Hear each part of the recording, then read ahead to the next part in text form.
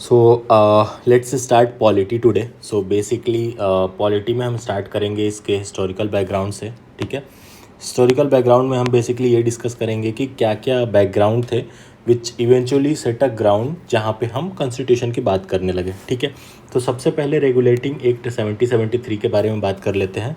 It was first step by British government to regulate East India Company. Step by British government to regulate East India Company. So पहले क्या था कि East India Company आई and they use to rule however they want to, right. But this was the first step where British government came in to the picture and they try to regulate East India Company. ठीक है, इसमें क्या क्या provisions थे? इसमें governor of Bengal elevated to governor general of Bengal. So सबसे पहला चीज़ क्या याद रखोगे कि गवर्नर ऑफ बंगाल होता था, उसको उसका पोजीशन एलिवेट करके गवर्नर जनरल ऑफ बंगाल कर दिया गया। ठीक है, governor of Bengal became governor general of Bengal. Bombay and Madras, Bombay and Madras में सबॉर्डिनेट टू द बंगाल। ठीक है, पहले बॉम्बे और मद्रास जो हुआ करते थे वो एक इंडिपेंडेंट स्टेट हुआ करते थे, उनका अलग से गवर्नर हुआ करता था। बट 1773 रेगुलेटिंग एक्ट के बाद बॉम्बे और मद्रास को सबॉर्डिनेट टू बंगाल बना दिया गया। ठीक है, और गवर्नर ऑफ बंगाल को गवर्नर जनरल ऑफ बंगाल बना दिया गया। ठीक है, लॉर्ड वॉरेन हेस्टिंग जो था that he become first governor general. ठीक है, विथ एग्जीक्यूटिव काउंसिल ऑफ 4। ठीक है, इसको 4 लोगों की एग्जीक्यूटिव काउंसिल भी मिली। कौन कौन थे उसमें? Richard Barwell, Philip Francis, George Monson and John Clavering. ठीक है, याद रखना, Lord Warren Hastings become first governor general of Bengal with executive council of 4, Richard Barwell, Philip Francis, George Monson and John Clavering. ठीक है, नेक्स्ट बात करते हैं। Supreme Court establish हुआ एट कलकत्ता इन 1774। ठीक है, चीफ जस्टिस कौन बना? इलिजान इम्पे चीफ जस्टिस बने। बट ये वाला फैक्ट मोस्ट इंपॉर्टेंट है कि सुप्रीम कोर्ट स्टैब्लिश हुआ कौन से एक्ट के अकॉर्डिंग? तो रेगुलेटिंग एक्ट 1773 के अकॉर्डिंग इसका प्रोविज़न था। एंड कब स्टैब्लिश हुआ? 1774 में। ठीक है, फर्स्ट जस्टिस कौन थे? Elijah Impey. ठीक है, अदर जज कौन थे? Le Maistre, Hyde and Chamber. Court of director remained company's governing body. Court of director थे वो कंपनी की गवर्निंग बॉडी ही बने रहे। नेक्स्ट बात करते हैं Pitt's India act 1784। So basically regulating act 1773 के बाद क्या आया? Pitt's India act 1784। इसमें क्या क्या प्रोविजंस थे? Pitt's India act clearly distinguished between political and commercial function of company. इसने क्या करा कि कंपनी के, ईस्ट इंडिया कंपनी के पॉलिटिकल एंड कमर्शियल फंक्शन को सेग्रीगेट करा, डिस्टिंग्विश करा। ठीक है, it created a new body. इसने एक नई बॉडी बनाई। What was the name of that new body?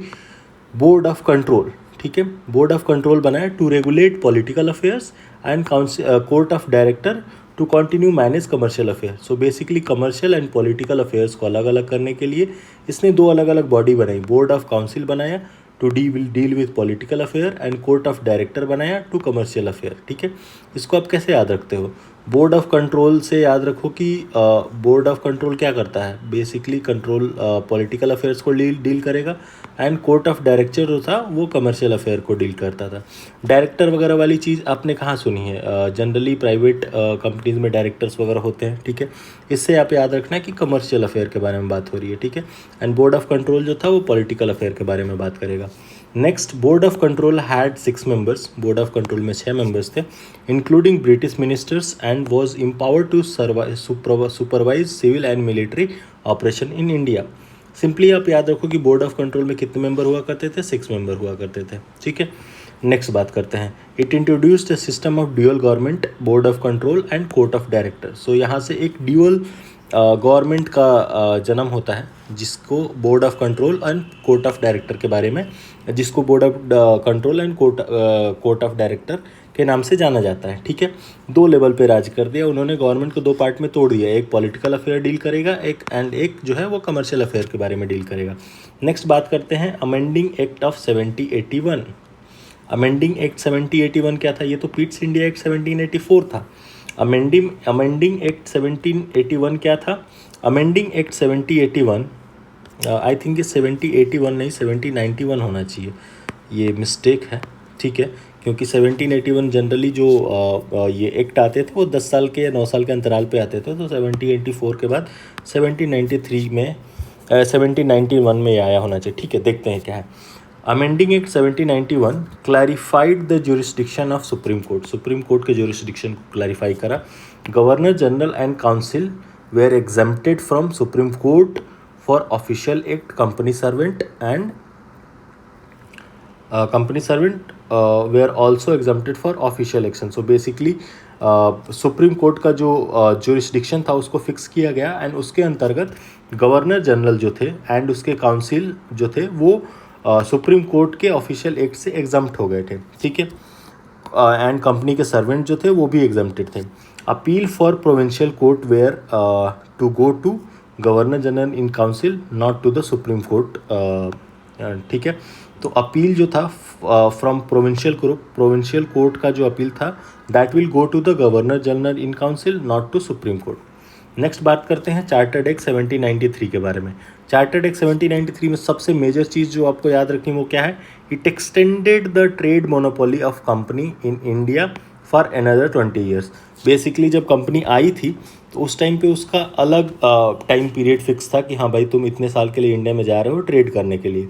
But chartered act 1793 के अंतर्गत क्या किया गया, इसका जो ट्रेड मोनोपोली था कंपनी का वो एक्सटेंड कर दिया गया फॉर नेक्स्ट 20 ईयर्स, ठीक है। नेक्स्ट बात करते हैं चार्टर्ड एक्ट 1813 के बारे में। It ended the monopoly of East India Company, ठीक है। इसने ईस्ट इंडिया कंपनी के मोनोपोली को इंडिया में एंड करा, except tea and trade with China. Tea and trade with China अभी भी ईस्ट इंडिया कंपनी ही कर सकती थी, ठीक है, चाय का व्यापार एंड चाइना के साथ व्यापार। बाकी सारे व्यापार में ब्रिटेन की कोई भी कंपनी आके अपना व्यापार कर सकती थी। एंड इसी के अंतर्गत asserted British crown sovereignty over company's Indian territory, ठीक है। Allowed Christian missionary to enter India for religious and social reform. याद रखना चार्टर्ड एक्ट 1813 के थ्रू ही क्रिश्चियन मिशनरी को इंडिया में आके और अपना रिलीजियस एंड सोशल रिफॉर्म को प्रमोट करने का वो मिला था, अलाउ हुआ था। और इसी में 1813 के ही चार्टर्ड एक्ट में granted 1 lakh per year for promoting education in native India. 1 lakh रुपया पर ईयर प्रमोट करने के लिए एजुकेशन एंड नेटिव इंडिया में। नेक्स्ट बात करते हैं चार्टर्ड एक्ट 1833 के बारे में। This governor general of Bengal became governor general of India. याद रखना 1773 के चार्टर्ड एक्ट में क्या बना था, गवर्नर ऑफ बंगाल को गवर्नर जनरल ऑफ बंगाल बनाया गया था। Now governor general of Bengal को गवर्नर जनरल ऑफ इंडिया बना दिया गया। देखो सेंट्रलाइजेशन स्टार्ट हो गया, ठीक है। इस तरीके से लॉर्ड विलियम बेंटिक जो था he became first governor general of India. और गवर्नर जनरल ऑफ बंगाल कौन थे हमारे, वो थे भाई साहब अपने लॉर्ड वॉरेन हेस्टिंग, ठीक है। एंड विलियम बेंटिक जो थे वो first governor general of India बने थे। Bombay and Madras governor lost their legislative power. So basically Bombay और मद्रास के जो गवर्नर होते थे उनका लेजिस्लेटिव पावर चला गया। And ended East India Company commercial activity, making it purely administrative. Chartered act 1833 में ही ईस्ट इंडिया कंपनी का कमर्शियल एक्टिविटी पे बैन लग गया and it just remained as an administrative body, ठीक है। नेक्स्ट बात करते हैं, it introduced law member Macaulay in governor general council. तो बेसिकली चार्टर एक्ट 33 में ही लॉ मेंबर का कॉन्सेप्ट लेके आया गया in governor general council. Governor general की काउंसिल हुआ करती थी ना पहले 1773 में से 4 मेंबर्स की जो काउंसिल होती थी एग्जीक्यूटिव काउंसिल, उसमें एक लॉ मेंबर भी इंट्रोड्यूस किया गया और वो लॉ मेंबर कौन था, मैकॉले था, ठीक है।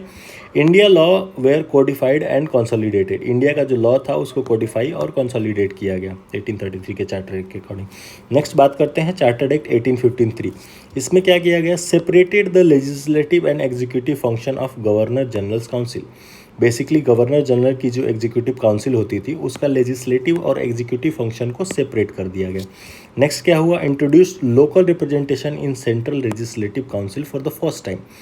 Introduced local representation in central legislative council. Central legislative council थी उसमें लोकल का रिप्रेजेंटेशन बढ़ने लगा फर्स्ट टाइम। पहले जो एग्जीक्यूटिव काउंसिल हुआ करती थी उसमें ब्रिटेन और ब्रिटिशर्स ही हुआ करते थे, but for the first time under 1853 chartered act local presentation भी मिलने लगा, ठीक है। यानी कि इंडिया के लोगों को भी उसमें वो लोग शामिल करने लगे। नेक्स्ट क्या था, started open competition for civil servants, merit based entry, ठीक है। 1853 के चार्टर्ड एक्ट में ही इन्होंने सिविल सर्विसेज के लिए ओपन कंपटीशंस वगैरह कराना चालू कर दिया। नेक्स्ट क्या हुआ, governor general empower to veto bill, veto bill के लिए गवर्नर जनरल इम्पावर हो गया था, ठीक है।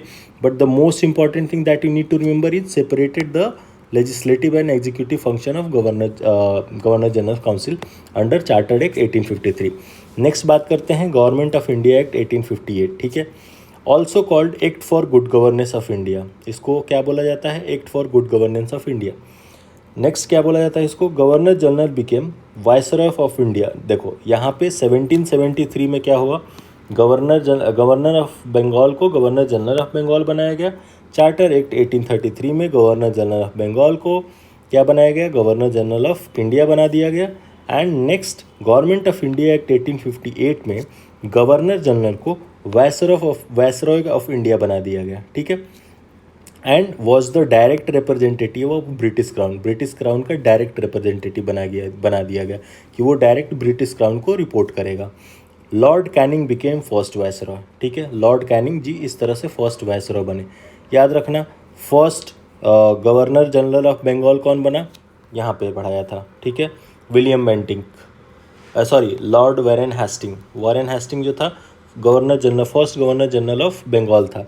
नेक्स्ट हमारा 1833 में क्या हुआ, governor general of Bengal became governor general of India. इसमें लॉर्ड विलियम बेंटिक जो थे वो first governor general of India बने। एंड 1858 के एक्ट के अकॉर्डिंग फर्स्ट वाइसरॉय बने, जहाँ पे गवर्नर जनरल ऑफ बंगाल का पोस्ट हटा के और वाइसरॉय का पोस्ट इंट्रोड्यूस किया गया। उसमें लॉर्ड कैनिंग जो है वो फर्स्ट वाइसरॉय बने थे, ठीक है। इसी में क्या हुआ, created a post of SOS, secretary of state for India, ठीक है, added by a 15 member council. So basically पहले क्या होती थी, 1773 में 4 एग्जीक्यूटिव मेंबर की काउंसिल होती थी। अभी जो है यहाँ पे इन्होंने सेक्रेटरी ऑफ स्टेट का पोस्ट बनाया और ऑल्सो 15 मेंबर काउंसिल का निर्माण किया, ठीक है। Abolish dual government of Pitt's India act, Pitt's India act में जो board of control and COD थे, basically board of control and courts of director थे जो ड्यूअल गवर्नमेंट थे, पिट्स इंडिया एक्ट के अंतर्गत इसको एबॉलिश कर दिया। कब, 1858, गवर्नमेंट ऑफ इंडिया एक्ट 1858 में।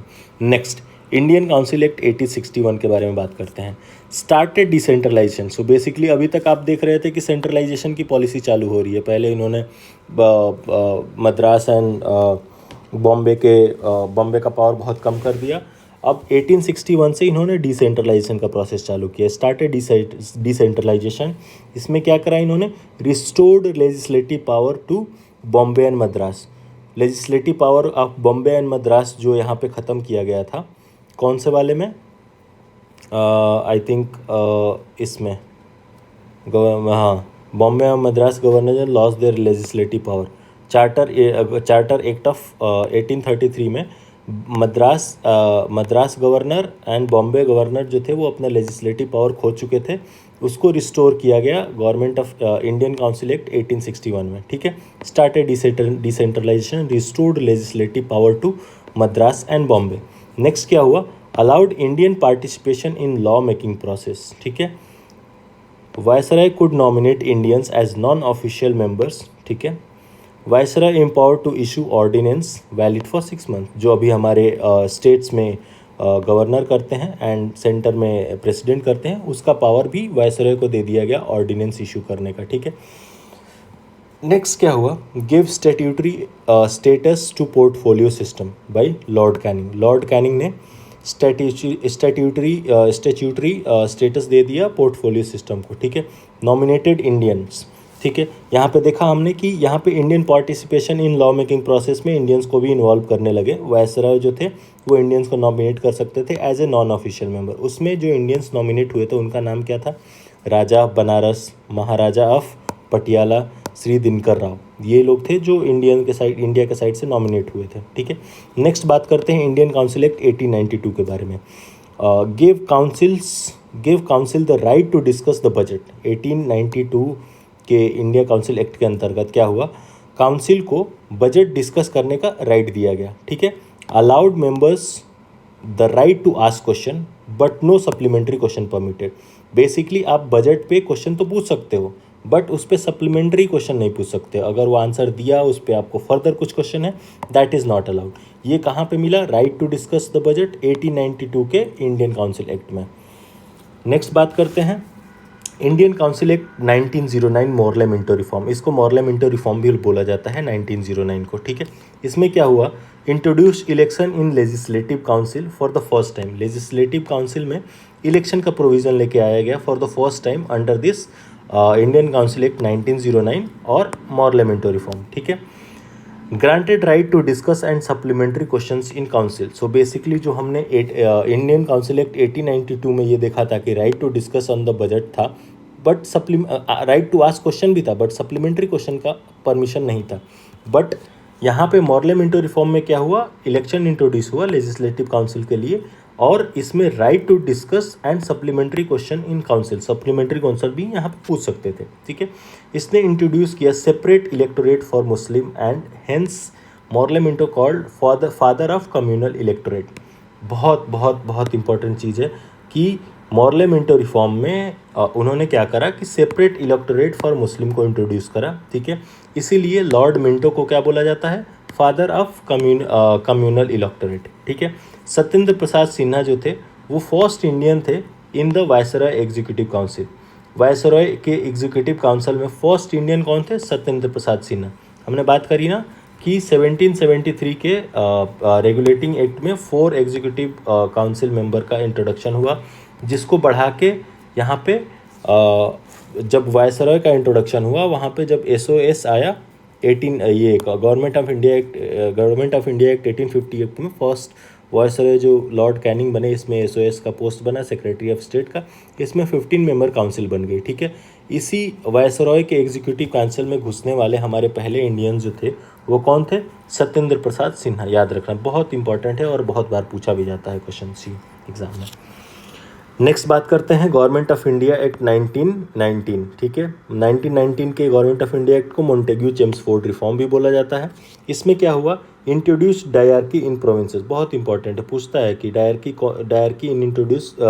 Was introduced in provinces under which act, ठीक है। तो वो आपका हो जाता है गवर्नमेंट ऑफ इंडिया एक्ट 1919 या मोंटेग्यू चेम्सफोर्ड रिफॉर्म बोल सकते हो। इसमें क्या किया? Divided subjects between elected and official members, ठीक है। डायरकी प्रोविंस में किया एंड डिवाइड कर दिया सब्जेक्ट्स को between elected and official members. Made Indian legislative bicameral, ठीक है। At the centre Indian legislative को बाईकैमरल बनाया सेंटर पे, ठीक है। Council of state and legislative assembly created. Centre state relationship के बारे में बात हुआ, ठीक है। Established high commissioner for India in London. London में हाई कमिश्नर फॉर इंडिया का इस्टेब्लिशमेंट हुआ, किसमें? मोंटेग्यू चेम्सफोर्ड में रिफॉर्म में। बट मोस्ट इंपॉर्टेंट क्या है कि डायरकी इंट्रोड्यूस हुई प्रोविंसेस में। नेक्स्ट बात करते हैं गवर्नमेंट ऑफ इंडिया एक्ट 1935। बहुत इंपॉर्टेंट है, ठीक है। इसमें क्या हुआ? Proposed all India federation of provinces and princely states, ठीक है। रेजिडरी पावर वेस्टेड इन वायसरॉय। इसमें क्या किया गया? All India federation of provinces and princely state को इंट्रोड्यूस किया, प्रपोज किया गया, ठीक है। जिसमें रेजिडरी पावर जो होंगे वो वायसरॉय में वेस्ट होंगे, ठीक है। यहाँ पे जो मोंटेग्यू चेम्सफोर्ड रिफॉर्म में डायरकी इन प्रोविंसेस में डायरकी इंट्रोड्यूस हुई थी, उसको एबॉलिश कर दिया गया, ठीक है। Abolish dyarchy in provinces but introduce provincial autonomy and introduce provincial autonomy. पहले जो डायरकी यहाँ पे प्रोविंसेस में थी उसको एबॉलिश किया और उसके बाद क्या किया? प्रोविंशियल ऑटोनॉमी को इंट्रोड्यूस किया। नेक्स्ट क्या हुआ? Introduce by cameralism in 6 out of 11 provinces. जो हमारे उस टाइम में 11 प्रोविंसेस है उनमें से 7 प्रोविंसेस में बाई कैमरलिज्म को इंट्रोड्यूस करा, ठीक है। हाँ, बहुत इंपॉर्टेंट हुआ यहाँ पे established RBI 1935 for currency and credit control. Currency and credit control के लिए RBI का गठन हुआ 1935 में। सेटअप फेडरल कोर्ट इन 1935 में RBI बना एंड फेडरल कोर्ट बना 1937 में। Created federal provincial and joint public service commission, ठीक है। जो आज हम union public service commission, state public service commission, उसी के टर्म्स में federal provincial and joint public service commission का इंट्रोडक्शन हुआ। Next, India independence act 1947। इसमें क्या किया उन्होंने? Declared India independent and sovereign, created 2 dominion India and Pakistan, free to secede from commonwealth, ठीक है। empowered constituent assembly to frame constitution and repeal British law, abolish secretary of states for India, assigned dual role to Indian Constitution Assembly, legislative और constitution making सबका right मिल गया इन लोगों को, gave princely states freedom to join India, Pakistan और stay independent. ठीक है, जो भी प्रिंसली स्टेट्स थे वो या तो इंडिया को ज्वाइन कर सकते थे या पाकिस्तान को, या वो इंडिपेंडेंट रह सकते थे। ठीक है, नाउ यहाँ तक तो हमने बात कर ली कि क्या क्या बैकग्राउंड थे हमारे मेकिंग ऑफ कॉन्स्टिट्यूशन के। Now we will be discussing the actual making of Indian constitution. तो इसके बारे में कुछ फैक्ट्स होते हैं, लेट्स रिमेंबर दैट 1934 में idea of constitution constituent assembly proposed by M N. Roy. So 1934 में कॉन्स्टिट्यूएंट असेंबली का आइडिया प्रपोज किया था किसने? एम.एन. रॉय ने। ठीक है, नेक्स्ट 1935 में Indian national Congress officially demand किया था कॉन्स्टिट्यूएंट असेंबली का। ठीक है, एम.एन. रॉय ने 1934 में कॉन्स्टिट्यूएंट असेंबली का आइडिया प्रपोज करा था। 1935 में इंडियन नेशनल कांग्रेस ने ऑफिशियली कॉन्स्टिट्यूएंट असेंबली बनाने का डिमांड करा था। 1938 में नेहरू जी ने constitution to be framed by adult franchise based elected commission. 1938 में नेहरू ने बोला कि कॉन्स्टिट्यूशन जो होगा वो adult franchise based elected body के द्वारा बनाया जाएगा। 1940 जिसमें अगस्त ऑफर जो था उसमें एक्सेप्ट कर लिया गया कॉन्स्टिट्यूशन के डिमांड को कि ठीक है भाई, आप अपना कॉन्स्टिट्यूएंट असेंबली बनाओ और अपना कॉन्स्टिट्यूएंट फ्रेम करो। 1942 में क्रिप्स मिशन आया जिसने प्रपोज किया framing constitution post world war 2, जो बोला कि भाई अपना कॉन्स्टिट्यूशन बना लेना बट पोस्ट वर्ल्ड वॉर 2। 1946 नवंबर में क्या हुआ? कॉन्स्टिट्यूएंट असेंबली फॉर्म हुई via cabinet mission plan. Cabinet mission plan के अंतर्गत 1946 नवंबर में कॉन्स्टिट्यूएंट असेंबली का फॉर्मेशन हो गया। 9 दिसंबर 1946 को, नवंबर 1946 में कॉन्स्टिट्यूएंट असेंबली बन गई। अब 9 दिसंबर 1946 को फर्स्ट मीटिंग हुई जिसमें सच्चिदानंद सिन्हा जो थे उनको as a temporary president elect किया गया। ठीक है, इसके जस्ट 2 दिन बाद 11 दिसंबर 1946 को राजेंद्र प्रसाद को कॉन्स्टिट्यूएंट असेंबली का प्रेसिडेंट चुना गया। ठीक है, क्योंकि सच्चिदानंद सिन्हा जो थे वो टेम्पररी प्रेसिडेंट थे, बल्कि राजेंद्र प्रसाद जो बने वो परमानेंट प्रेसिडेंट बने। फिर 2 दिन बाद 13 दिसंबर 1946 को क्या हुआ? ऑब्जेक्टिव रिजोल्यूशन मूव किया गया बाई जवाहरलाल नेहरू। ठीक है, ऑब्जेक्टिव रिजोल्यूशन कब मूव किया गया ये भी बहुत बार पूछता है, तो 13 दिसंबर 1946। ये डेट्स यहाँ पे बहुत इंपॉर्टेंट, 9 दिसंबर, 11 दिसंबर, 13 दिसंबर। नाउ कॉन्स्टिट्यूशन बनने में क्या लगा?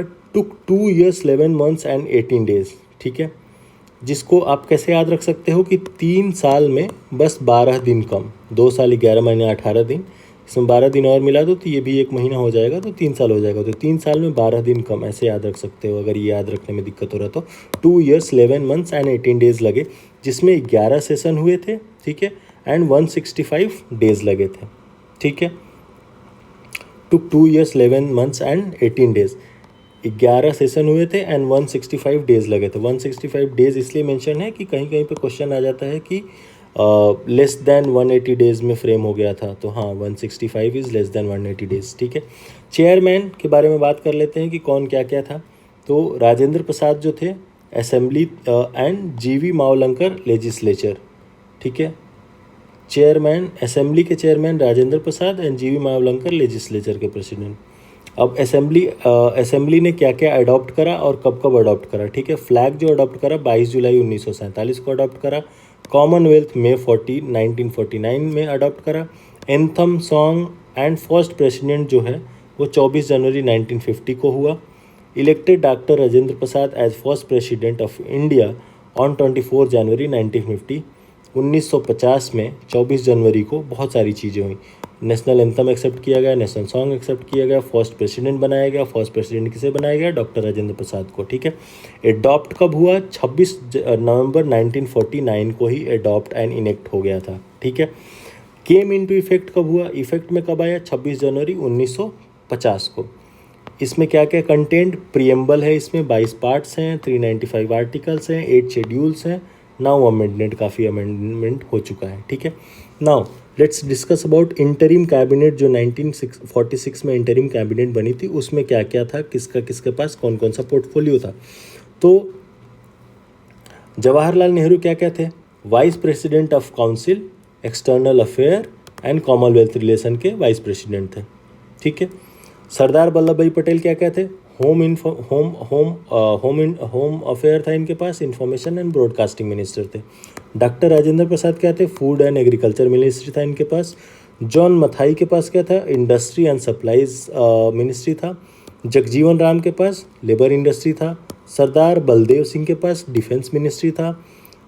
CH भाभा के पास work mines and power ministry था। लियाकत अली खान के पास फाइनेंस मिनिस्ट्री था।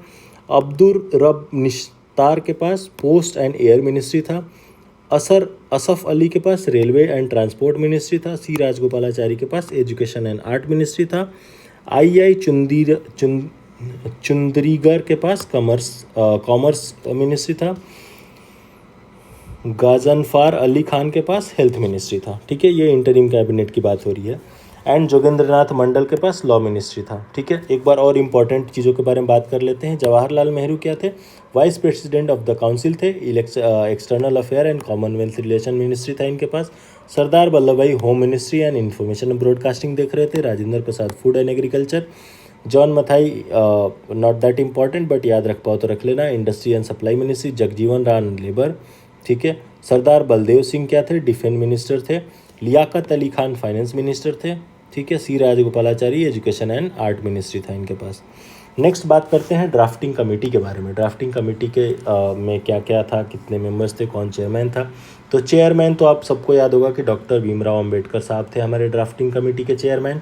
मेंबर कौन कौन थे इसमें? N गोपाला स्वामी अयंगर इसके मेंबर थे। ठीक है, अलादी कृष्णास्वामी अयंगर भी थे इसमें। KM मुंशी भी थे। सैयद मोहम्मद सद्दुल्ला थे। N माधवन राव थे जिन्होंने रिप्लेस करा था BL मिट्टर को। और TT कृष्णामाचारी थे जिन्होंने रिप्लेस करा था DP खेतान को। ठीक है, इतनी चीज़ें याद रहेगी। ओके, नेक्स्ट बात करते हैं कि women in constituent assembly. Constituent assembly में not just men but women were also there. ठीक है, उसमें कौन कौन सी वीमेन थी? टोटल 15 वीमेंस थी। ठीक है, पहले तो नंबर ही याद रखो। ठीक है, अगर नाम याद रख पाओ तो रख लेना but not that important, number कभी कभी पूछ लेता है। सुचिता कृपलानी जी थी। विजय लक्ष्मी पंडित थी। पूर्णिमा बनर्जी थी। कमला चौधरी थी। बेगम अजईजा रसूल थी। प्रिंसेस अमृता कौर थी। सरोजनी नायडू थी। हंसा मेहता थी। जी दुर्गाबाई थी। दक्षयानी बेलायू दान। मालती चौधरी। अम्मू स्वामीनाथन। रेणुका राय। लीना राय। एने मस्करिनी, ये लोग वीमेन थे जो कॉन्स्टिट्यूएंट असेंबली में थे। नेक्स्ट बात करते हैं कॉन्स्टिट्यूएंट असेंबली की कमिटीज़ एंड इट्स चेयरमैन। क्या क्या कमेटी थी और कौन कौन उसके चेयरमैन थे? तो जवाहरलाल नेहरू जो थे वो union constitution committee and union power committee state committee के चेयरमैन थे। ठीक है, सरदार वल्लभ भाई पटेल क्या थे? Provincial constitution committee. Jawaharlal Nehru क्या है? Union constitutional committee. और सरदार वल्लभ भाई provincial constitutional committee. Fundamental right and minority committee के अध्यक्ष थे। राजेंद्र प्रसाद क्या थे? फ्लैग कमेटी के थे, स्टीयरिंग कमेटी के थे एंड रूल कमेटी के प्रेसिडेंट थे। KM मुंशी साहब क्या थे? ऑर्डर ऑफ बिजनेस कमेटी के चेयरपर्सन थे।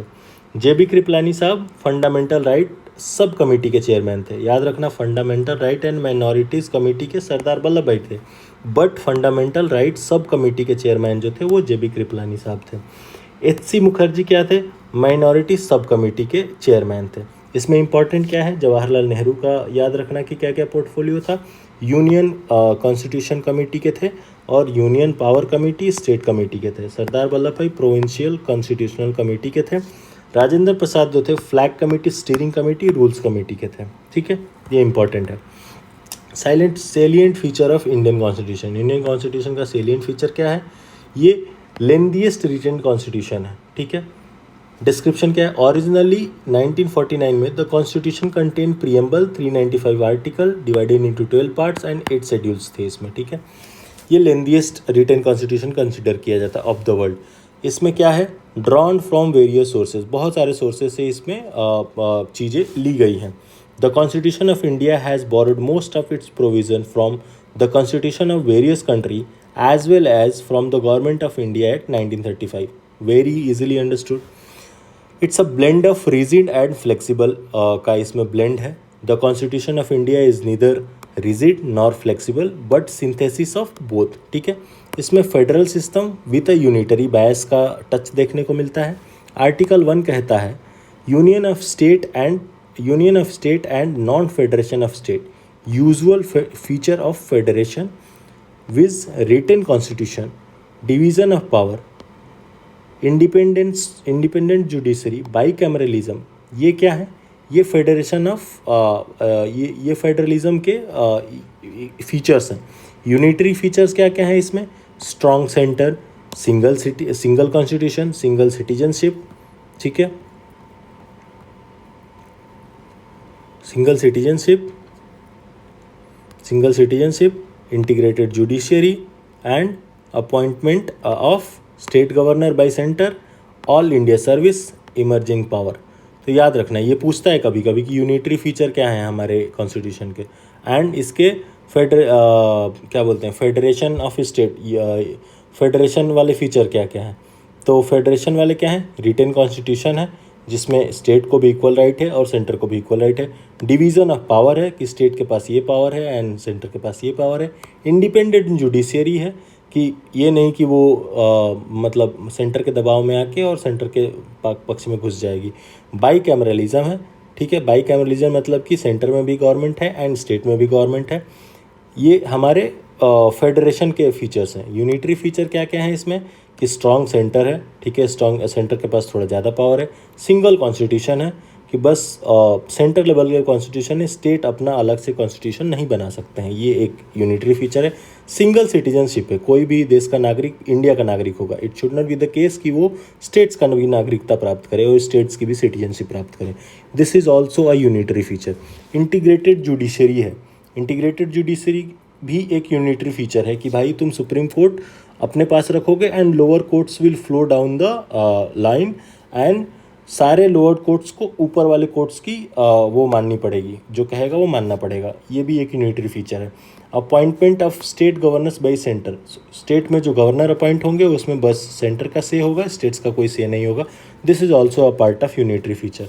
ऑल इंडिया सर्विस जो है, जिसमें जो ऑल इंडिया सर्विस में जो ऑफिसर्स होंगे वो अपॉइंट किए जाएंगे स्टेट के द्वारा, बट वो काम करेंगे, अपॉइंट किए जाएंगे सेंटर के द्वारा, but they will work in states. Emergency provisions जो हैं वो भी यूनिटरी फीचर है, ठीक है, याद हो गया। पार्लियामेंट्री फॉर्म ऑफ गवर्नमेंट, ये हम फीचर बात करें इंडियन कॉन्स्टिट्यूशन के क्या क्या फीचर है। The parliamentary system is also known as Westminster model. Parliamentary system को क्या माना जाता है? वेस्टमिंस्टर मॉडल बोला जाता है।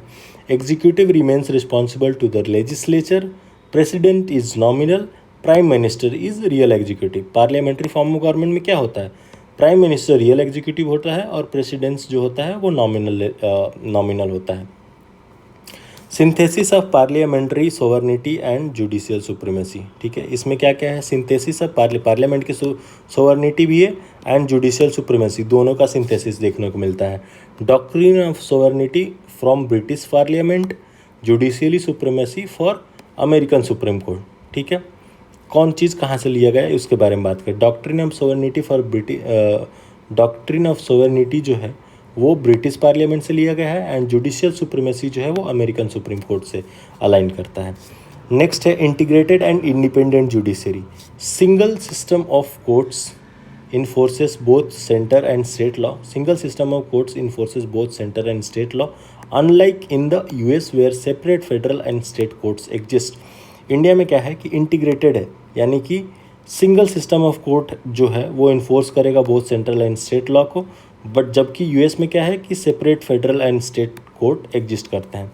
सिंगल सिटीजनशिप होता है, ये भी हमारे इंडिया के कॉन्स्टिट्यूशन का एक फीचर है। दो India is federal in structure, it provides only only a single citizenship, that is Indian citizenship, ठीक है। नेक्स्ट बात करते हैं बेसिक स्ट्रक्चर ऑफ कॉन्स्टिट्यूशन का। कुछ इंपॉर्टेंट केसेस के बारे में बात कर लेते हैं जिसने कॉन्स्टिट्यूशन का बेसिक स्ट्रक्चर को सेटअप करा। Supreme court upheld first amendment, ठीक है। Article 13 does not apply to constitutional amendment, ठीक है। शंकरी प्रसाद केस 1951 में क्या हुआ कि सुप्रीम कोर्ट ने अपहेल्ड करा फर्स्ट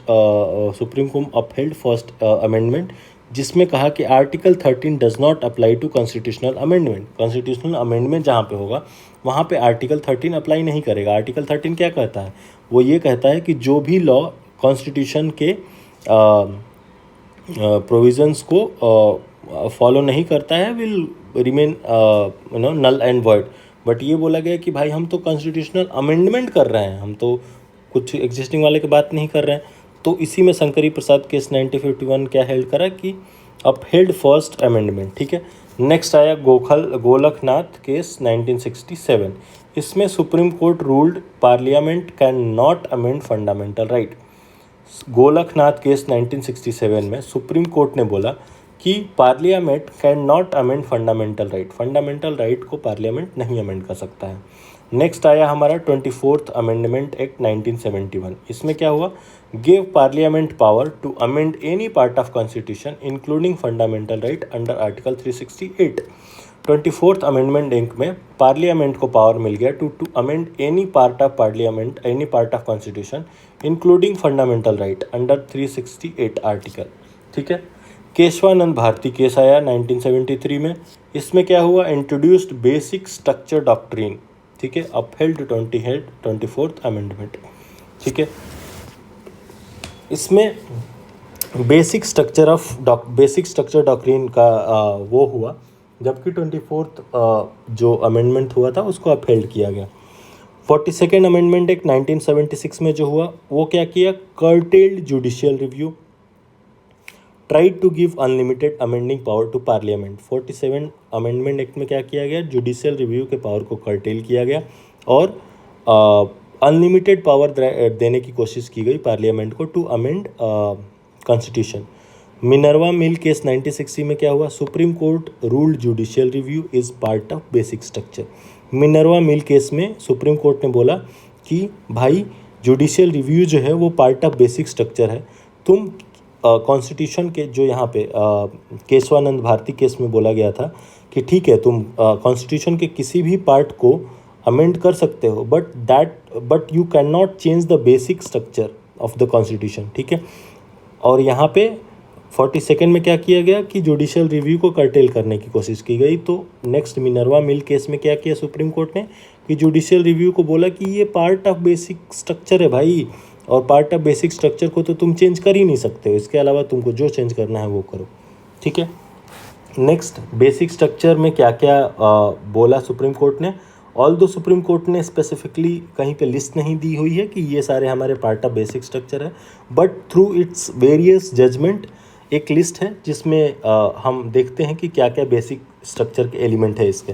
तो इसमें सबसे पहला है सुप्रीमेसी ऑफ कॉन्स्टिट्यूशन होना चाहिए, sovereign democratic and Republic polity होना चाहिए, सेक्युलरिज्म होना चाहिए, separation of power, federalism, unity and integrity of India, welfare state and socio economic justice, judicial review, freedom and dignity of individual, parliamentary system, rule of law, fundamental right.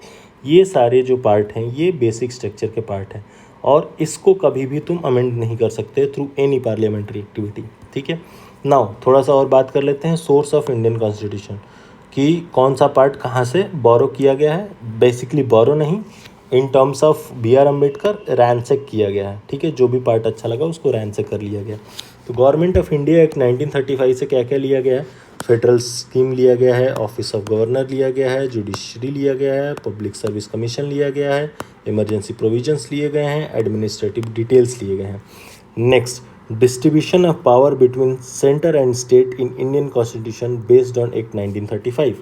सो जो basically federal structure है वो government of India act 1935 से लिया गया है। ठीक है, जिसमें distribution of power between centre and states in Indian constitution के बारे में बात करता है। ब्रिटिश कॉन्स्टिट्यूशन से क्या क्या लिया गया है? पार्लियामेंट्री गवर्नमेंट लिया गया है, रूल ऑफ लॉ लिया गया है, लेजिस्लेटिव प्रोसेस लिया गया है, सिंगल सिटीजनशिप लिया गया है, कैबिनेट सिस्टम, प्रेरोगेटिव रीट लिया गया है। ठीक है, पार्लियामेंट्री प्रिविलेजेस लिया गया एंड बाईकैमरलिज्म लिया गया। ठीक है, यूएस कॉन्स्टिट्यूशन से क्या क्या लिया गया? Fundamental right, independence of judiciary, judicial review, impeachment of president, removal of supreme court and high court जजेस and post of vice president. ये हमारे यूएस कॉन्स्टिट्यूशन से रैंसेक किया गया है।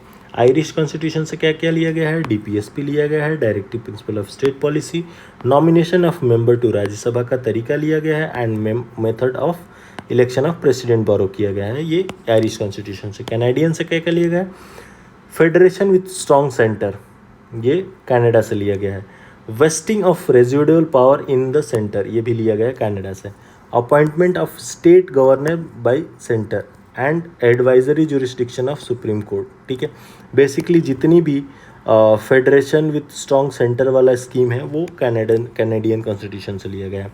ऑस्ट्रेलियन कॉन्स्टिट्यूशन से क्या किया लिया गया है, कंकरेंट लिस्ट लिया गया है, freedom of trade, commerce and intercourse and joint sitting of 2 houses of parliament.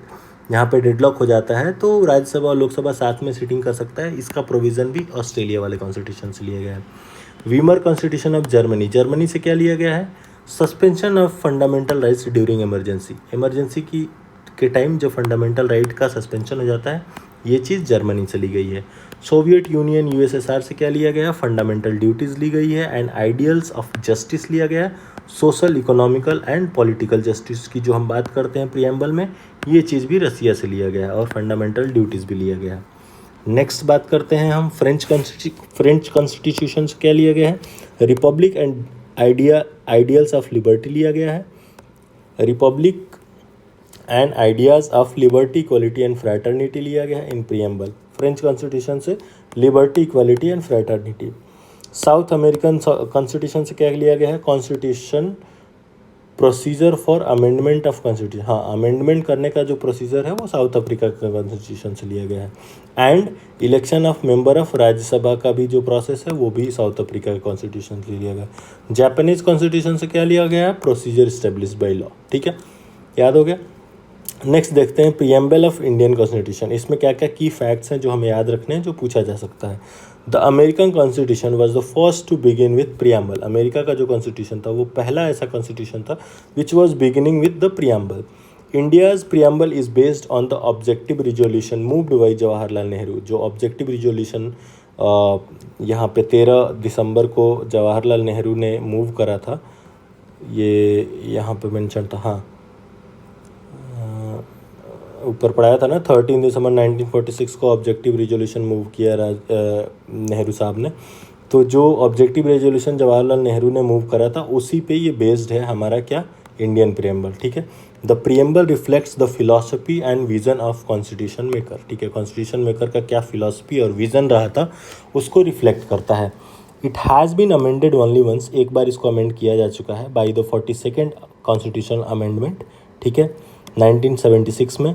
इसमें क्या अमेंडमेंट हुआ था, the words socialist, secular and integrity were added in 1976 amendment, ठीक है, एक बार इसका अमेंडमेंट हुआ है कब, 42nd कॉन्स्टिट्यूशन अमेंडमेंट में, जिसमें socialist, secular and integrity word को ऐड किया गया था। Now keyword in preamble of the constitution और उसका मीनिंग, सोवरेन कीवर्ड मेंशन है। सोवरेन का मतलब क्या होता है, implies India is independent and free to conduct its internal and external affair, not a dependency और डोमिनियन ऑफ एनी स्टेटस, इसका मतलब होता है सोवेरियन। सोवरेन का मतलब होता है। सोशलिस्ट कीवर्ड मेंशन, इसका मतलब क्या होता है, Congress party adopted a resolution for establishing a socialist pattern of society at its Avadi session, ठीक है। Democratic socialism in India supports a mixed economy with coexistence of public and private sector. Indian socialism blends Marxism and Gandhism, leaning more towards Gandhism socialism और stateless society, ठीक है। Secular word mention, इसका मतलब क्या है, 47, सबसे पहले तो याद रखो कि 47 कॉन्स्टिट्यूशन अमेंडमेंट एक्ट में इसको ऐड किया गया था, इस वर्ड को प्रियम्बल में। India secularism is positive concept ensuring equal status and support to all religion regardless of their strength, ठीक है। नेक्स्ट है डेमोक्रेटिक कीवर्ड है। डेमोक्रेटिक का मतलब क्या है, supreme power lies within the people of India, ठीक है। Indirect democracy, people exercise power directly, ठीक है, जैसे स्विट्जरलैंड में, using referendum, initiative, recall and plebiscite. In direct democracy people exercise power directly using referendum, initiative, recall and plebiscite. Referendum क्या होता है? Where people vote directly on proposed legislation, ठीक है। Initiative क्या हो जाता है? People can propose a bill to the legislature. Recall क्या होता है? Voter can remove a representative और officer before terms expiry. Plebiscite क्या होता है? Public opinion is sought on important और territorial issue. In indirect democracy like in India, elected representative exercise power and make laws, ठीक है। Republic keyword भी mention है, इसका मतलब क्या है? The head of the state is always elected इधर डायरेक्टली और indirectly for a fixed term, ठीक है, जैसे यूएस में होता है। India's head of state is president, the head of governor is the prime minister. A republic means political sovereignty belongs to the people, not a king, and it also means that there is no privileged class, ठीक है। Justice, justice का मतलब क्या है जो keyword mention है? Ensures social economic and political justice to all taken, to all, ठीक है। ये कहाँ से लिया गया है? Taken from Russian revolutions. Liberty keyword कहाँ से लिया गया? Liberty means absence of restraint and includes freedom of thoughts, expression, belief and faith, ठीक है। पूछ लेता है कभी कभी कि जस्टिस में कितने टाइप के जस्टिस मेंशन है, तो 3 टाइप के, social, economic and political. Liberty में कितने टाइप के लिबर्टी मेंशन है? तो thought, expression, belief, faith and worship, 5 type के फेथ मेंशन है। क्या क्या है? Thought, expression, belief, faith and worship. Equality, कितने टाइप की इक्वलिटी मेंशन है? Equality of opportunity for all, no special privileges, ठीक है। फ्रैटर्निटी का मतलब क्या है? Promotes a sense of brotherhood, assures dignity of individual and unity of nation. कब इंट्रोड्यूस हुआ फ्रैटर्निटी? 42nd अमेंडमेंट एक्ट में। नेक्स्ट बात करते हैं स्टेटस ऑफ प्रियम्बल क्या है? The preamble is not a source of legislative power, nor a restriction on legislative power and non justiciable भी है, means it can not be enforced in court. Amendability के बारे में बात करते हैं। The preamble can be amended but basic structure of constitution can not be changed under article 368, ठीक है। Preamble has been amended only once in 1976 by 47 amendment act, जो अभी हम बात कर ली, adding the word socialist, secular and integrity, ठीक है। नेशनल सिंबल के बारे में बात कर लेते हैं। हमारे टोटल नेशनल सिंबल कौन कौन से हैं, क्या क्या हैं? फ्लैग जो है वो 22 जुलाई 1947 को अडॉप्ट किया गया, डिस्कस्ड बाई एस राधाकृष्णन, ठीक है। एंथम क्या है हमारा? 24 जनवरी 1950 को अडॉप्ट किया गया, सबसे पहले first song on 27 December 1911 at Calcutta, ठीक है। एम्बलम क्या है हमारा? 926 क्या है नहीं, कब अडॉप्ट किया गया उसके बारे में बात हो रही है। एम्बलम हमारा 26 जनवरी 1950 को अडॉप्ट किया गया, क्या है? सत्यमेव जयते फ्रॉम मुंडुका उपनिषद, ठीक है, ये एम्बलम है हमारा। सॉन्ग कब अडॉप्ट किया गया? 24 जनवरी 1950 को। राम अवध माठी, फर्स्ट सॉन्ग इन 1896। कैलेंडर क्या है हमारा? सक एरा है, 22 मार्च 1957। एनआर चैत्र है। फ्लावर क्या है? लोटस है। फ्रूट क्या है? मैंगो है, मैग्नीफेसा इंडिका इसका साइंटिफिक नेम है। ट्री क्या है? बैनियन ट्री हमारा नेशनल ट्री है। नेशनल बर्ड क्या है? पिकॉक है। एक्वेटिक एनिमल क्या है? गैंगिस डॉल्फिन जो है वो हमारा नेशनल एनिमल है। प्लास्टिनिस्टा गैंगेटिका ये इसका साइंटिफिक नेम है। नाउ अब बात करते हैं हम पार्ट ऑफ कॉन्स्टिट्यूशन। बहुत बार पूछता है कि कौन सा प्रोविज़न कौन से पार्ट में आता है, ठीक है। तो पार्ट 1 में क्या आता है? यूनियन एंड टेरिटरी, ठीक है, union and it's territory, article 1 से आर्टिकल 4 तक मेंशन है। पार्ट 2 में सिटीजनशिप के बारे में बात होती है, आर्टिकल 5 से आर्टिकल 11 तक के बारे में है। आर्टिकल 5 से आर्टिकल 11 तक इसका डिस्कशन है। पार्ट 1 पार्ट 2 क्लियर हो गया। पार्ट 1 में यूनियन एंड इट्स टेरिटरी के बारे में बात होता है। पार्ट 2 में सिटीजनशिप होता है। पार्ट 3 में फंडामेंटल राइट के बारे में बात होता है, जो कि आर्टिकल 12 से आर्टिकल 35 तक है मेंशन। पार्ट 4 में क्या होता है? डीपीएसपी के बारे में बात होता है, जो कि आर्टिकल 36 से 51 तक जाता है। पार्ट 4A में फंडामेंटल ड्यूटीज़ के बारे में बात होता है, जो कि आर्टिकल 51 है, ठीक है। पार्ट 5 में यूनियन के बारे में बात होता है, जो कि आर्टिकल 52 से 151 तक डिस्कस्ड है। पार्ट 6 में स्टेट्स के बारे में बात होता है, जो कि आर्टिकल 152 से 237 तक जाता है। पार्ट 7 जो है वो रिपील कर दिया गया by the 7th constitutional amendment 1956 के द्वारा 7th पार्ट को रिपील कर दिया गया, ठीक है, 1956 में। पार्ट 8 क्या है? यूनियन टेरिटरी के बारे में बात करता है। आर्टिकल 239 से 242 तक इसके आर्टिकल्स हैं। पार्ट 9 क्या है हमारा, पंचायत के बारे में बात करता है। आर्टिकल 243 से 243 ओ तक है। पार्ट 9A जो है वो म्यूनिसिपैलिटीज़ के बारे में बात करता है। इसमें आर्टिकल 233P से 233ZZ, 233O तक तो पंचायत ही है, तो MNO के बाद P आता है, तो 243P से 243ZZ तक ये म्यूनिसिपैलिटी के बारे में है और ये पार्ट 9 में आता है। पार्ट 9B में क्या आता है, कोऑपरेटिव सोसाइटीज़ आती हैं, जो कि आर्टिकल 243ZH से 243ZT तक मेंशन है। ठीक है, याद रखना 243 से 243O तक क्या है, पंचायत है, O के बाद P आता है, ZZ तक म्यूनिसिपैलिटी है 9A में।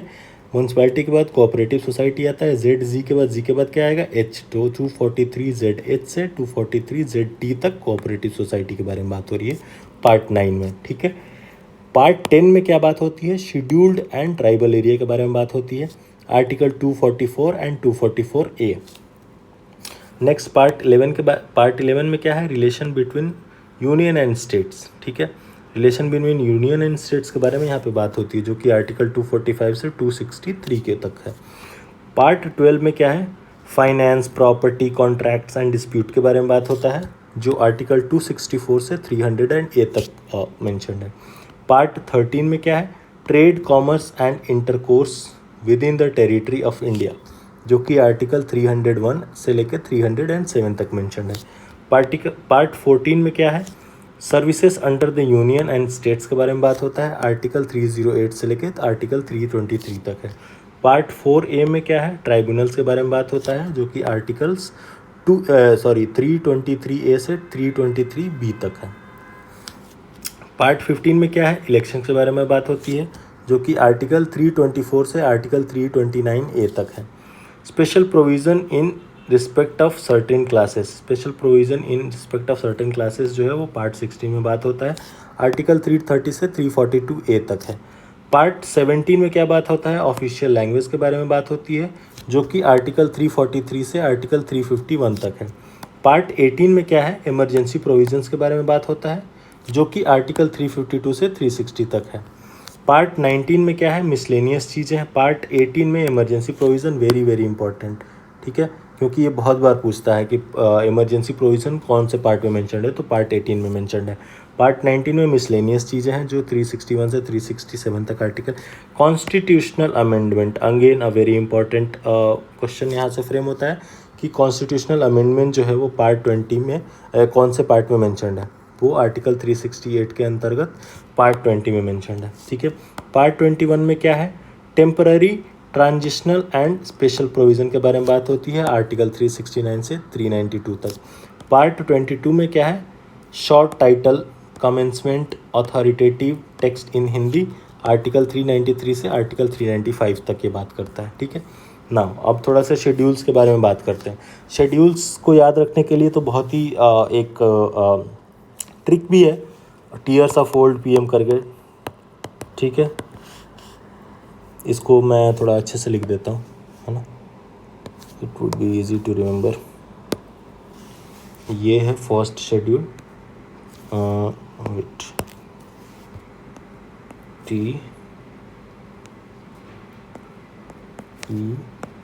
TEARS OF LD, tears of old, tears of old, यहाँ पे OLD आएगा। ये है हमारा O, ये है L,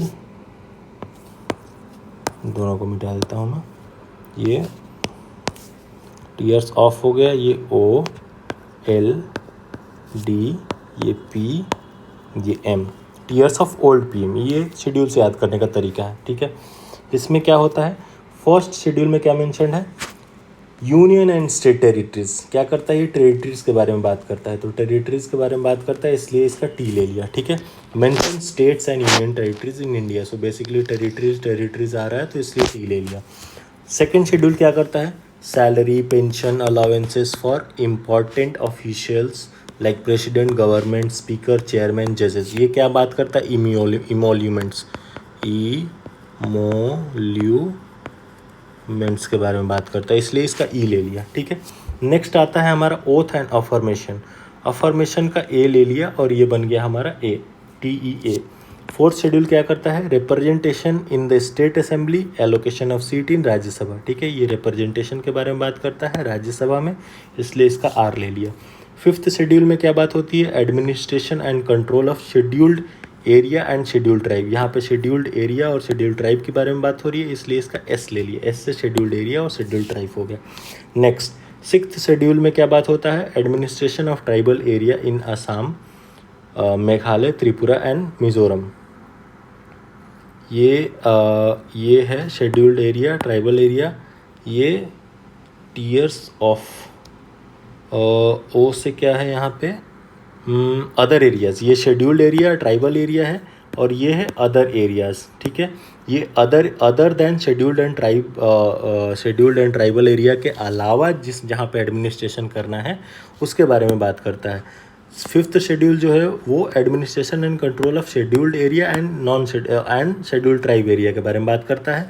सिक्स्थ शेड्यूल जो है वो एडमिनिस्ट्रेशन इन अदर एरियाज़ के बारे में बात करता है, और वो अदर एरियाज़ क्या है? Tribal areas in Assam, Meghalaya, Tripura and Mizoram में जो ट्राइबल एरिया उसके बारे में बात करता है। सेवेंथ शेड्यूल क्या बात करता है? Division of power between union and state, includes 3 list, union list, state list and concurrent list. तो ये बेसिकली फेडरलिज्म के बारे में बात करता है, तो इसका फेडरलिज्म। ठीक है, और ये क्या है? Other area. ठीक है, फेडरलिज्म के बारे में बात कर रहे हैं, इसलिए इसका एफ उठा लिया हमने। ठीक है, नेक्स्ट जो है हमारा 8th शेड्यूल क्या बात करता है? लैंग्वेज के बारे में बात करता है। Originally 14, now 22। ठीक है, ओरिजिनल लैंग्वेज के बारे में बात करता है। 8th शेड्यूल जो बात करता है originally 14 language and now 22 official. हाँ, 8th शेड्यूल जो बात करता है ऑफिशियल लैंग्वेज के बारे में बात करता है। ऑफिशियल लैंग्वेज, यहाँ से हमने ओ उठा लिया। ठीक है, 9th शेड्यूल क्या करता है? Validation of certain acts, regulation. ठीक है, includes provisions of land reform. So ये क्या करता है? लैंड रिफॉर्म का प्रोविज़न है, तो इसलिए इसका एल ले लिया कि 9th शेड्यूल क्या करता है? लैंड रिफॉर्म के बारे में बात करता है। 10th शेड्यूल क्या करता है? Provisions of disqualification on grounds of defection. ये डिफेक्शन के बारे में बात करता है, इसलिए इसका डी ले लिया हमने। ओल्ड हो गया, और ये पी लिया है हमने। ठीक है, 11th शेड्यूल क्या बात करता है? Power and authority of panchayat, इसलिए पी ले लिया। एंड एम से क्या हो गया? पावर ऑफ म्यूनिसिपैलिटी, सो यहाँ से हमने एम ले लिया। तो शेड्यूल याद करने का जो ट्रिक है, टीयर्स ऑफ ओल्ड PM, यहाँ से डिड्यूस कर सकते हैं हम। Now subjects of schedule 7। Schedule 7 क्या है हमारे पास? शेड्यूल 7 है हमारा फेडरलिज्म। फेडरलिज्म में क्या है?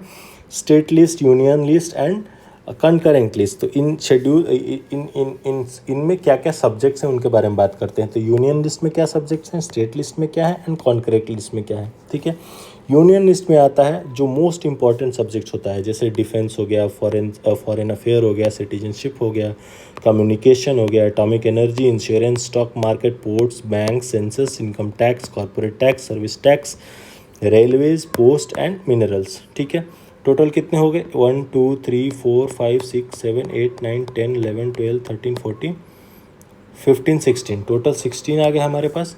स्टेट लिस्ट में क्या है हमारे पास? Public orders, police, land, agriculture, public health, irrigation, gas, fair, animal husbandry, prison, local self government, liquor, land revenue, tax on agricultural income, railway, police, ये सारे जो हैं वो स्टेट लिस्ट में आते हैं। कॉन्करेंट लिस्ट में क्या आता है? जिसमें स्टेट और सेंटर दोनों नियम बना सकते हैं। ये है हमारा education, forest, population control, marriage, divorce, factory, labour union, cleanliness, electricity, wild life, animals, economics and social plans आते हैं इसमें। ठीक है, नेक्स्ट है हमारा यूनियन एंड इट्स टेरिटरीज। ठीक है, name of union and union territories and their territorial extent are mentioned in the first schedule of the constitution. First schedule में क्या है? यूनियन एंड स्टेट टेरिटरीज का मेंशन करता है, state and union territory of India के बारे में। Next article related to union and formation of state, ठीक है।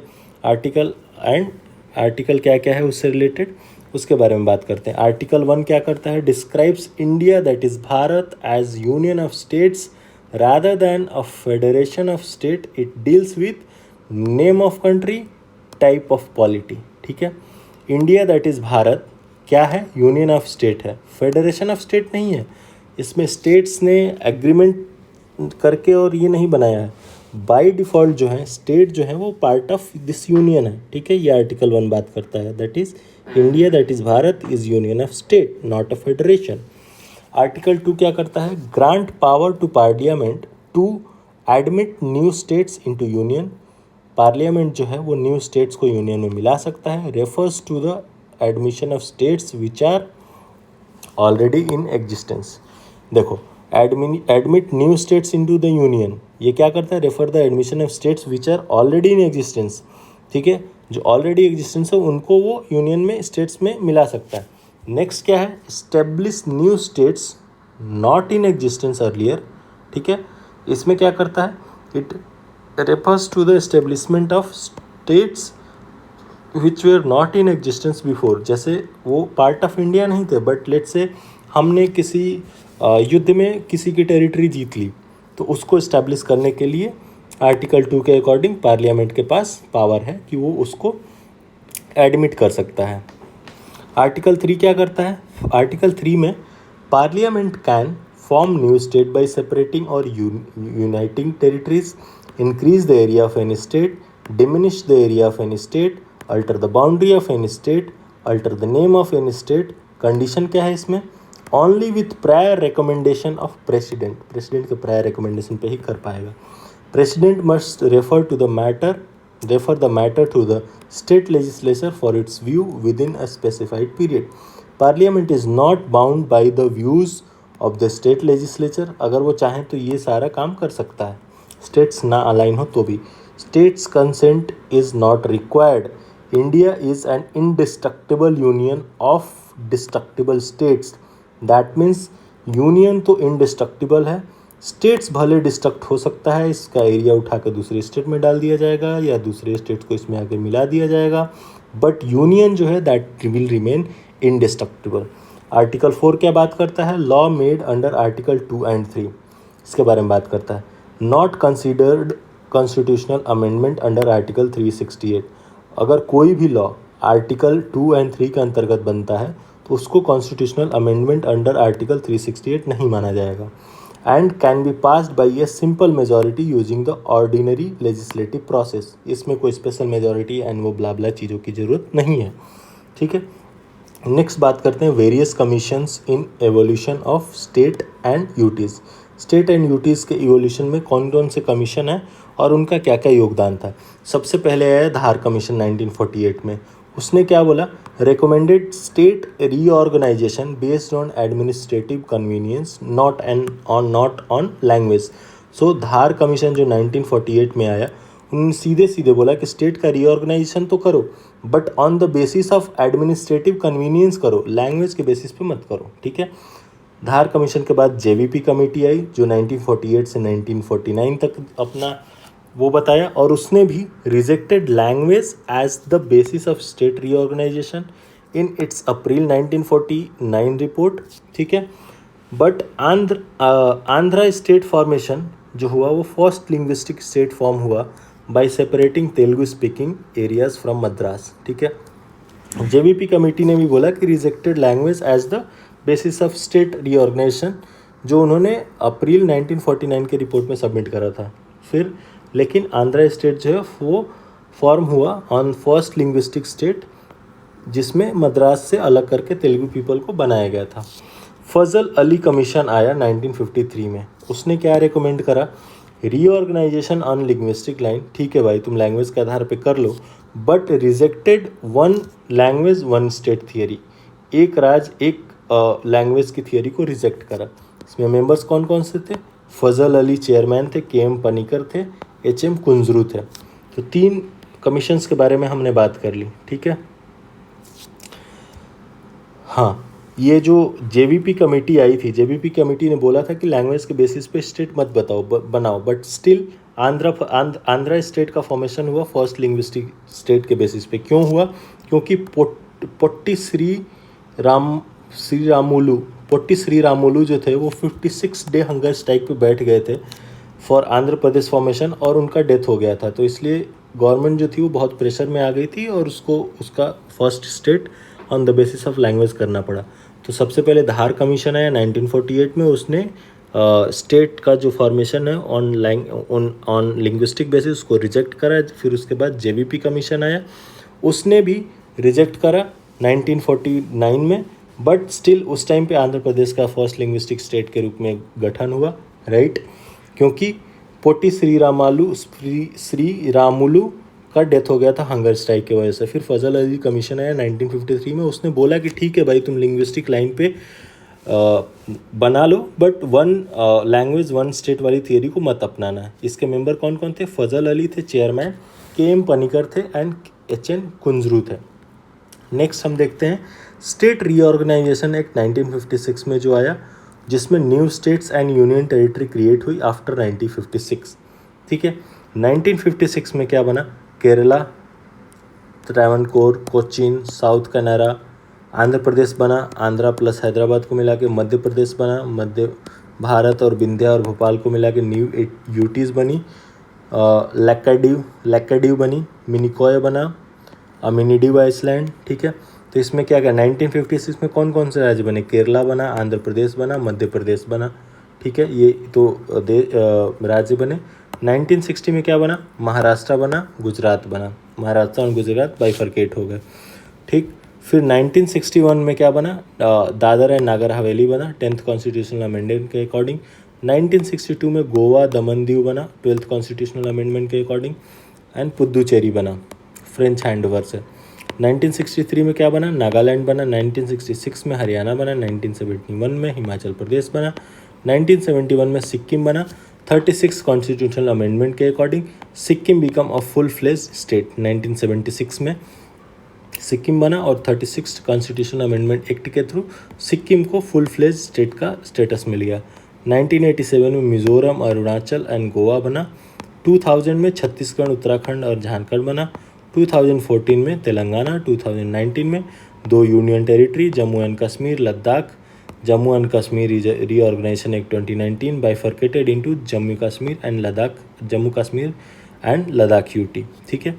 Note: Nagaland, Haryana, Sikkim, Arunachal Pradesh correct chronology order of formation, ठीक है। नागालैंड बना, फिर हरियाणा बना, सिक्किम बना, अरुणाचल प्रदेश बना, ठीक है। नेक्स्ट देखते हैं सिटीजनशिप के बारे में। सिटीजनशिप के बारे में क्या क्या है अपने पास? Right of citizen versus right of aliens, ठीक है। राइट जो है, जो हमारे बस सिटीजन्स को मिली है उसके बारे में बात करते हैं। फिर राइट टू एलियंस जो हमारे सिटीजन नहीं हैं वो भी जो एंजॉय कर सकते हैं उसके बारे में बात करते हैं।